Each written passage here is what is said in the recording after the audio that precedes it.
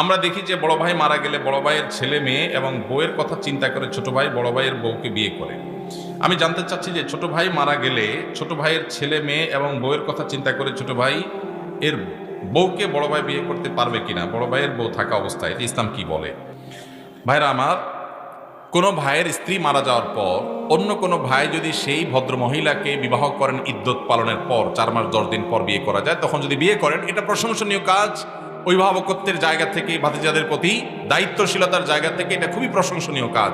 আমাদের সমাজ বেশিরভাগ মানুষ এটাকে ভালো চোখে দেখে না, কারণ সমাজটা তো সব রোগাদের সমাজ, রোগী হয়ে গেছি আমরা। ভালো জিনিস আমাদের কাছে খারাপ লাগে, খারাপটা বরং ভালো লাগে। তো এটা ভালো কাজ। এখন কথা হলো, বড় ভাই তার একজন স্ত্রী আছেন, এই অবস্থায় ছোট ভাই মারা গেছেন, ছোট ভাইয়ের স্ত্রীকে বিয়ে করবেন কিনা? উত্তর হলো, ছোট ভাইয়ের স্ত্রীকে বিয়ে করতে শরিয়াত দৃষ্টিকোণ থেকে কোনো বিধিনিষেধ নাই, বিয়ে করতে পারবে না এমন কোনো কথা নাই।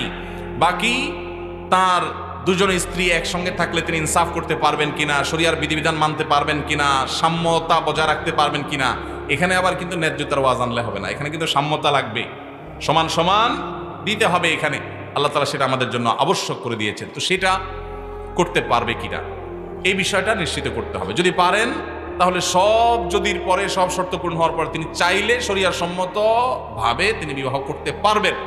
কিন্তু অনেক ক্ষেত্রে দেখা যায় ভালোর জন্য করতে গিয়ে উল্টা আরো খারাপ হয়।